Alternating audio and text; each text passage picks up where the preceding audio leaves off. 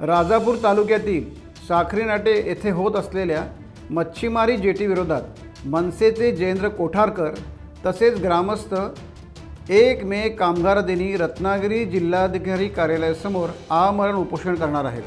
जोपर्यंत न्याय मिळत नाही तसेच रत्नागिरी जिल्हा प्रशासन, राजापूर तालुका प्रशासन जोपर्यंत कारवाई करीत नाही तसेच आमच्या मागण्या पूर्ण होत नाहीत तोपर्यंत जयेंद्र कोठारकर हे आमरण उपोषण करणार आहेत असा इशारा राजापूर मनसेच्या वतीने देण्यात आला आहे।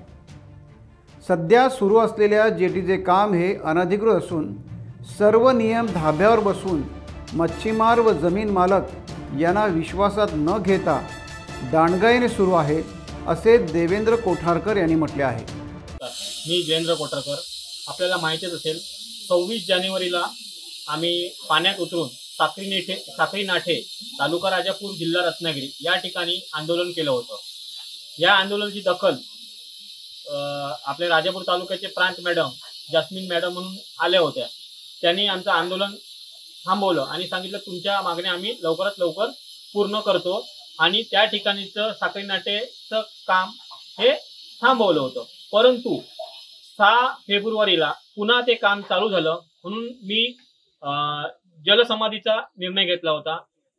राजापूर तालुक्याचे आमदार यांनी ते आंदोलन थांबवलं, परंतु आजपर्यंत मला कुठलाही न्याय मिळाला नाही। त्यासाठी 1 मे 2025 रोजी जिल्हाधिकारी कार्यालय बाहेर मी आमरण उपोषण करणार आहे। त्याची प्रमुख मुद्दे असे आहेत, साखरी नाटे येथे जेटी मंजूर असून त्याचं काम हे धावुलोली या ठिकाणी चालू आहे, ते कसं? 2, कोणतेही भूसंपादन न करता हा प्रोजेक्ट सँक्शन केला गेला, त्या प्रोजेक्टची आजपर्यंत मोजणीही झालेली नाही। 3, भूमिपूजन 8 ऑक्टोबर 2024 रोजी झालं, परंतु ऑर्डर ही दुसऱ्या दिवशी निघालेली आहे। 4, तिथे कांदळवन आहे, ते कांदळवन नष्ट होण्याच्या तयारीत आहेत, त्याच्यामुळे हे सर्व नियम निष्कर्ष अटी शर्ती हे धाब्यावर बसवले आहेत कॉन्ट्रॅक्टरने। 5, महत्वाचा मुद्दा, ज्यावेळी जनसुनावणी झाली त्या जनसुनावणीत आम्ही 13 मुद्दे काढून आक्षेप घेतलेला होता। जनसुनावणीला संपूर्ण अहवाल हा 500 पानाचा अहवाल हा संपूर्ण इंग्रजीमध्ये आहे, त्याचा संक्षिप्त रूपामध्ये 10 पानामध्ये त्यांनी हे केलाय। तो अहवाल अजूनपर्यंत मराठीमध्ये केलेला नाही।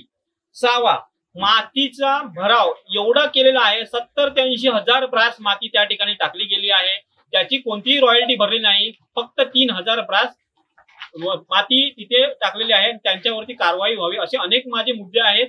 यासाठी मी हे उपोषणाला बसत आहे।